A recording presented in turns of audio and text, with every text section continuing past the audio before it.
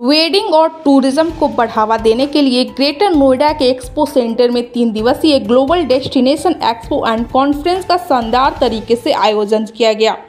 दीप प्रज्वलन के साथ कार्यक्रम की शुरुआत की गई। इसमें डॉक्टर संदीप मारवा, सुभाष गोयल, ऋतुराज खन्ना, राजीव जैन, अशोक त्यागी, सुभाष जोसेफ मौजूद रहे। बता दें कि जीडीईसी का उद्देश्य भारत में वेडिंग और टूरिज्म के बिजनेस को बढ़ावा देना है, जिससे लोग विदेश में डेस्टिनेशन वेडिंग करने की जगह भारत में ही करें। ज़्यादा से ज़्यादा लोगों को इस बिजनेस में जोड़ना है।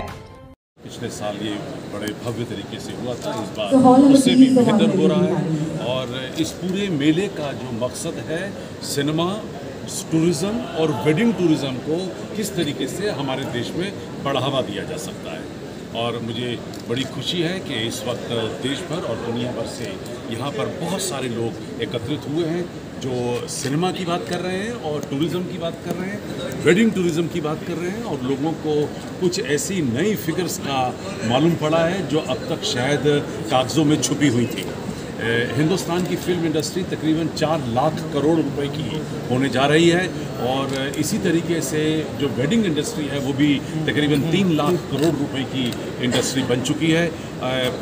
अगर इन दोनों इंडस्ट्री को ध्यान से देखा जाए तो ये दोनों इंडस्ट्रियाँ टूरिज़्म को बेहतरीन और बड़े खूबसूरत तरीके से हिंदुस्तान में अट्रैक्ट करती हैं।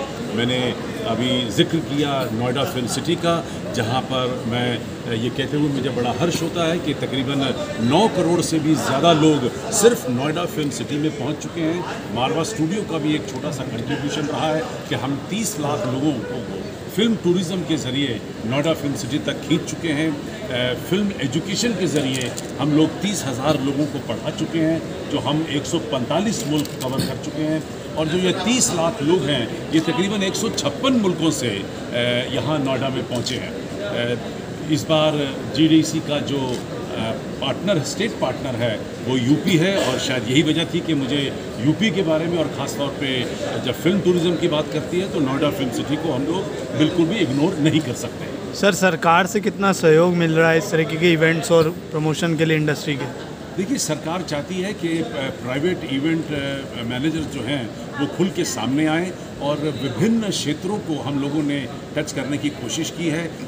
हम लोग तो खुद भी मारवा स्टूडियो के ज़रिए रोज़ किसी न किसी तौर और तरीके को लेकर, किसी न किसी इंडस्ट्री को लेकर इवेंट्स करते रहते हैं। हमने खुद अपना वर्ल्ड रिकॉर्ड कायम कर लिया है। 7,500 इवेंट हम लोगों ने अब तक कर लिए हैं, और सरकार की तरफ देखने की इसमें ज़रूरत नहीं होती है, जबकि सरकार 2 लाख से 5 लाख रुपया छोटे और बड़े इवेंट के लिए देने के लिए तैयार है। लेकिन फॉर्मेलिटी क्योंकि इतनी ज़्यादा होती है, इतनी देर में तो इवेंट की तारीख भी निकल जाती है। तो मुझे लगता है कि जहां आज फिल्म मेकर्स, फिल्म इंडस्ट्री के लोग, टूरिज़्म के लोग, वेडिंग इंडस्ट्री के लोग आज जहां इस खूबसूरत तरीके से एकत्रित हुए हैं, यहाँ पर शायद एक भी कोई ऐसा शख्स नहीं है जो सरकार की मदद की उपेक्षा कर रहा है। सर, एक आखिरी सवाल, मेजर इंडस्ट्रीज़ हैं, उनके अंदर ये जो आज का कार्यक्रम है एक बहुत बड़ा मार्का छोड़ेगा, और इसकी जो रीच है वो पूरे देश भर में इसकी गूंज उठेगी।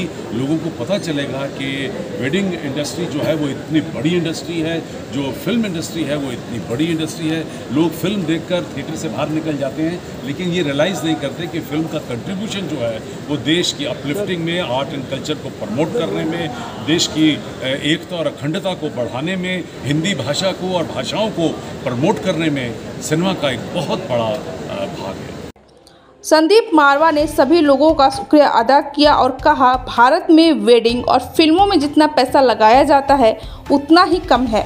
भारत में वेडिंग डेस्टिनेशन एक बड़ा बिजनेस बनता जा रहा है। वेडिंग और टूरिज़्म दिन प्रतिदिन आगे बढ़ रहा है। मैं फिल्मों से जुड़ा हूं तो मैं यह कह सकता हूं कि फिल्मों ने वेडिंग और टूरिज़्म को बहुत बढ़ावा दिया है, और लोगों में डेस्टिनेशन वेडिंग और टूरिज़्म को लेकर काफ़ी उत्साह ही देखने को मिलता है। सुभाष गोयल, चेयरमैन जीडीईसी और स्टिक ट्रेवल का कहना है, भारत में फिल्म और वेडिंग बड़ा बिजनेस है।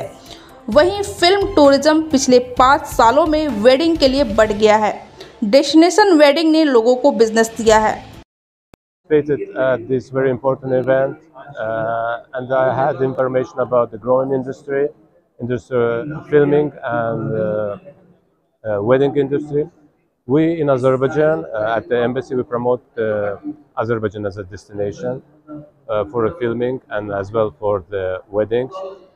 Filming in Azerbaijan started shooting from 2018, so around 2018-19, and after pandemic we had around 4 or 5 films per year.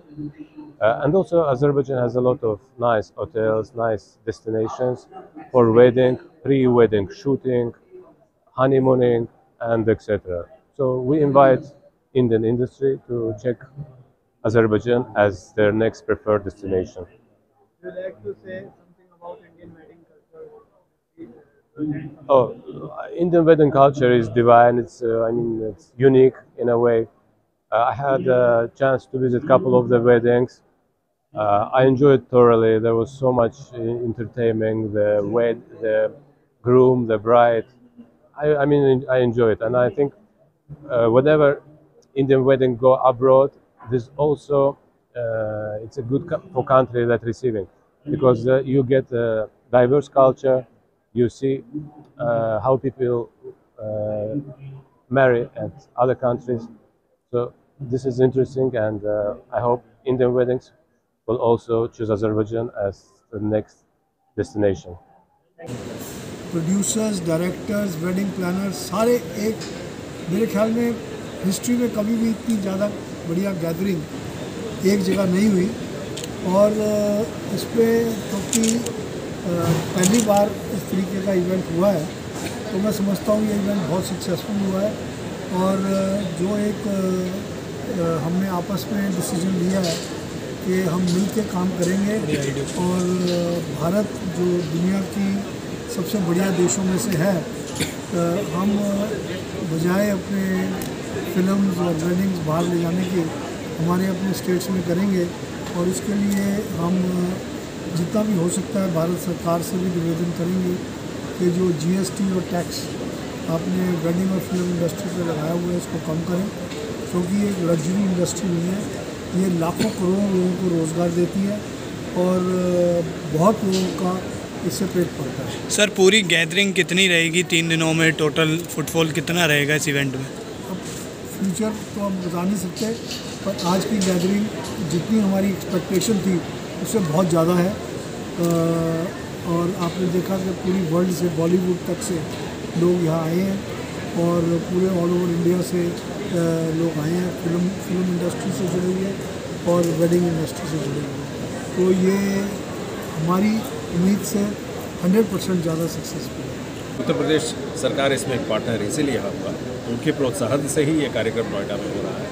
और निश्चित ही आगे इन 2 क्षेत्रों में, कन्वेंशंस हो, वेडिंग्स हो या फिल्म टूरिज्म में, निश्चित ही उत्तर प्रदेश में बढ़ोतरी आएगी। सर, क्या संदेश देना चाहेंगे? पूरी इंडस्ट्री बहुत बड़ी होती जा रही है, ऐसे लोगों को जो अपकमिंग यंगस्टर्स होते हैं उनके लिए क्या कहें? जहाँ मैंने जैसे अपने भाषण में भी कहा कि इस क्षेत्र में बढ़ोतरी होगी, विकास होगा, तो नए नए अपॉर्चुनिटीज़ आएंगी।